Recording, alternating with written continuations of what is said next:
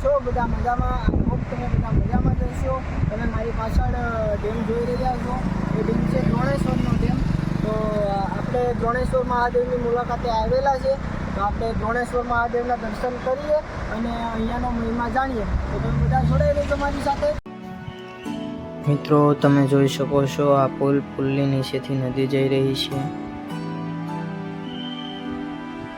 અને અહીંયા આવેલું છે મહાદેવનું મંદિર.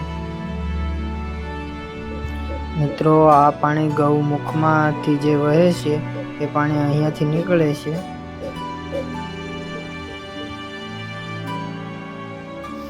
ચાલો તો મિત્રો, આપણે દ્રોણેશ્વર મહાદેવના દર્શન કરી લઈએ. હર હર મહાદેવ.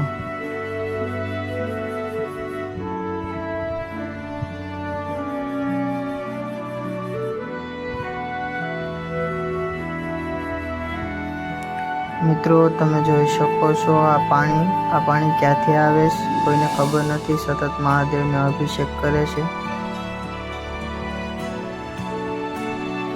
મિત્રો, આપણે જોવામાં જ એવું લાગે જાણે ગંગાજી સ્વયં અહીંયા પ્રગટ થયા હોય. અને આ પાણી ક્યાંથી આવે છે એની કોઈને હજુ જાણ નથી. વૈજ્ઞાનિકો પણ અહીંયા સંશોધન કરી ચૂક્યા છે, પણ કોઈને ખબર નથી પડતી કે આ પાણી ક્યાંથી આવે છે.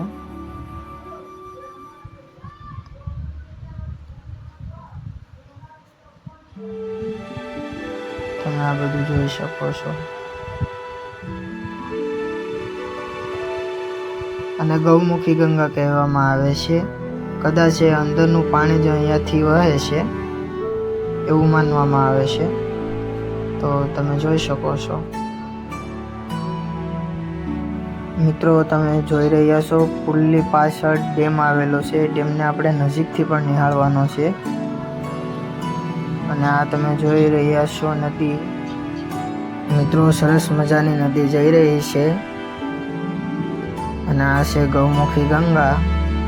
તો હાથ પગ ધોઈ લઈએ અને થોડું પાણી પી લઈએ.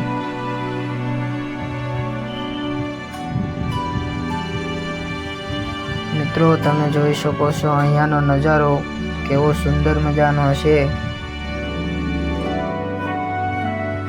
હવે આપણે જવાનું છે મંદિરની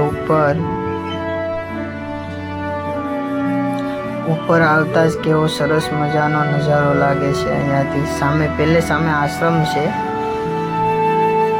અહીંયા કાલ ભૈરવ દાદા અને હનુમાન દાદાના દર્શન કરી લઈએ આપણે પહેલા તો.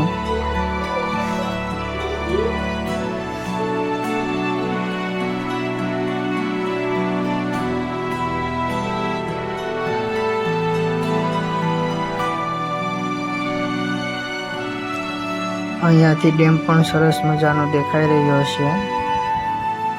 અને અહીંયા રહેવા માટેના રૂમ પણ છે.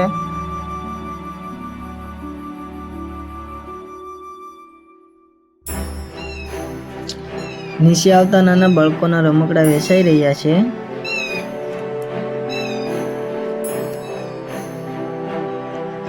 તમે જોઈ શકો છો આ નાના બાળકોના રમકડા વેચાઈ રહ્યા છે અહીંયા.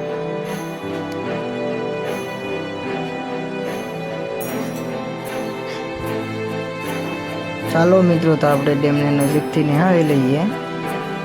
તમે જોઈ શકો છો આ ડેમ. મિત્રો, તમને અમારો આ વ્લોગ ગમે તો લાઈક, શેર અને કમેન્ટ જરૂર કરજો. અને અમારી ચેનલને સબસ્ક્રાઈબ જરૂરથી કરજો.